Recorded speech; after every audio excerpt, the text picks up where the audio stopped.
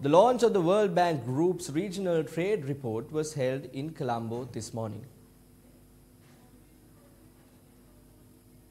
The event was graced by the World Bank Country Director for Sri Lanka and the Maldives, Minister of Development Strategies and International Trade Malik Samaravikrama, and the Governor of the Central Bank of Sri Lanka, Dr. Indrajit Kumaraswamy. One of the findings that struck me is that Sri Lanka has a potential to grow its exports to South Asia by more than 2 times. The right ingredients are worked on. While our current exports to the region are about $1.2 billion, the potential is nearly US dollars 3 billion. Going by last year's export numbers, this is about 20% of our total exports. Growth is too low. No two ways about it. But growth in the second quarter was higher than in the first quarter.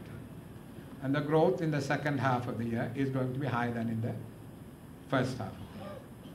So I don't see collapse. I see inadequate growth, and there's a lot we need to do to improve it, but it's not collapsing. It's actually on an upward trend. It doesn't help when people from Sri Lankans themselves keep saying when the economy is collapsing, when growth is low but going up, inflation is well within the target, reserves are adequate and are being built up. So where is this collapse? I really want to know, where is this collapse? And people going around saying the economy is collapsing are not being helpful.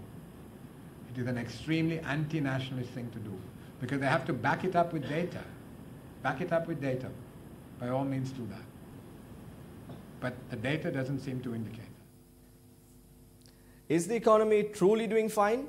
Here are a few facts to consider. We report, you decide. A recent report on the macroeconomic situation of the country in the third quarter reveals that the foreign investor flows turned negative in the last 12 months. The foreign investor flows at the end of September, according to the report, stands at minus $27.76 million US dollars. The net flows for the year stands at minus $35.7 million US dollars. These outflows have been a significant factor in the devaluation of Sri Lanka's currency and declining foreign reserves. The major stock market indices in the country, as ASPI and the S&P SL20, are down close to 10% and 20% respectively for 2018. Trading volumes at the Colombo Stock Exchange have dried up in addition to the stock price declines, with most days registering just a few $1 million worth of transactions. The Central Bank of Sri Lanka decided not to raise interest rates at the last monetary policy meeting. There have been interventions in the currency markets, but so far these have been much less than what has been done historically when the country was feeling similar balance of payments pressures. The government carried out several treasury bill auctions in the past month. While the government issued 17.5 billion rupees worth bills on the 19th of September, it did not accept any bids as the interest rate was high. The government issues treasury bills worth 8 billion on the 26th, and the government accepted 5.1 billion rupees.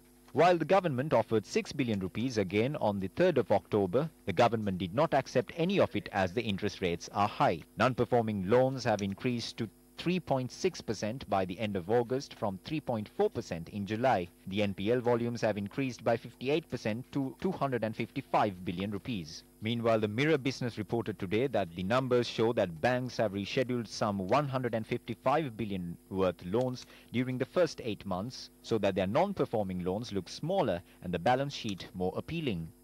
As per the data available for the last year, this is an increase of approximately over 70% in rescheduled loans.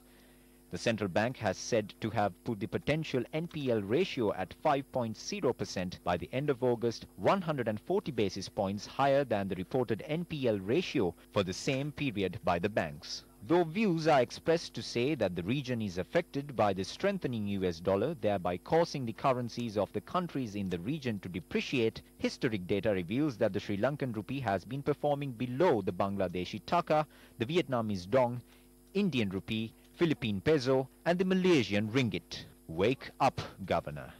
Numbers don't lie.